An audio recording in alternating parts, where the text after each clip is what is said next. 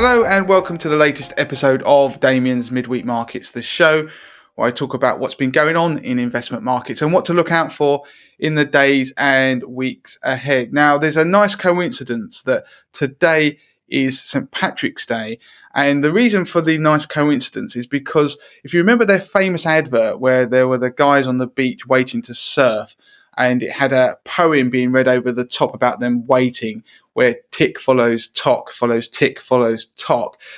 That is essentially what markets are doing this week, but with central banks. Now, central banks are taking center stage this week, and that's because we've got the US Federal Reserve having a meeting today, and we should hear the outcome of that later on today. So in UK time, that will likely be this evening. We've also got the Bank of Japan having similar meetings this week, so we should hear something from them. And of course, we've got the Central Bank of England. So the Bank of England are having a rate setting meeting this week as well. So the next few days are going to be crucial in markets. Now, you can't underplay perhaps how important the US Federal Reserve meeting is and what comes out of that, because at the moment we are still very much in this reflation trade. So I'm not going to go on about the winners and losers that we've seen, because that is still the case.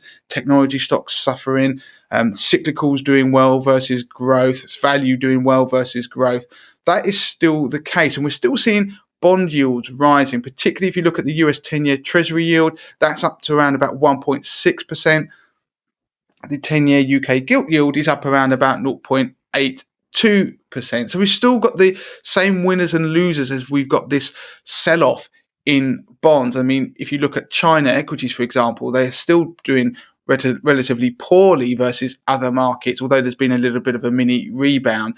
And why this week is so important is because even if the Federal Reserve doesn't do anything with its monetary policy, the market is looking towards the rhetoric in particular. So are they going to be dovish or are they going to be hawkish? Because if yields keep rising on treasuries, for example, that will have a potential negative impact on economic growth. Now, we saw in Europe that the European Central Bank last week took action. They effectively sped up their rate of QE, their bond buying program, which the market obviously liked, because that would potentially put a lid on the yield of bonds in the Eurozone.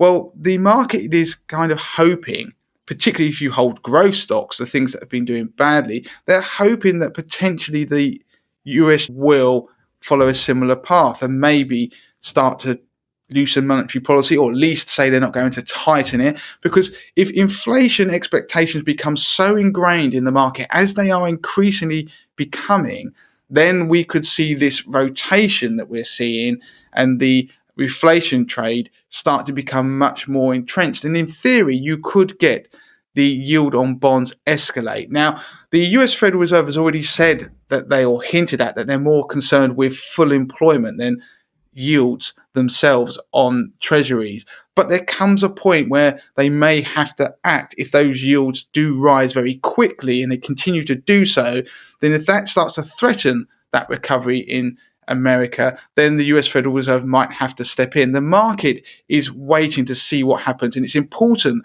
for the next week or next few days in particular, but then following on from that, what will happen following this meeting? Now, in the next few days, and particularly later on today into tomorrow, keep an eye on that stock app that I talk about on your phone. So keep an eye on what markets are doing.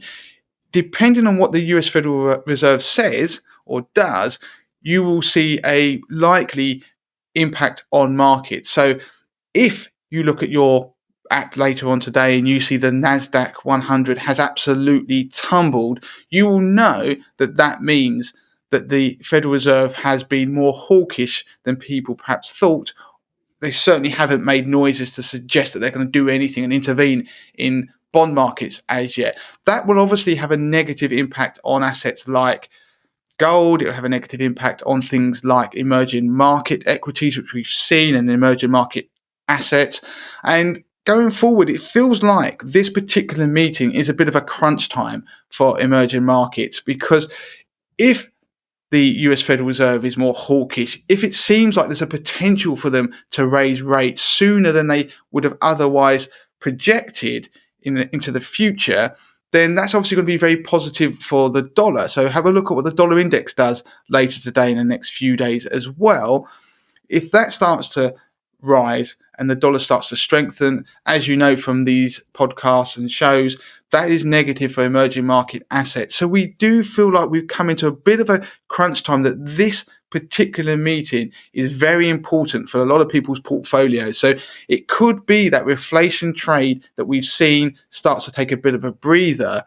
It could potentially reverse slightly, or if, as some people are expecting, that the Federal Reserve will take a bit of a hands-off approach for now, then you could potentially see it accelerate, which will mean cyclicals doing well. A lot of the stuff that we've been seeing doing very well in the last few weeks or month could continue to do so, and it could have a big impact on people's portfolios.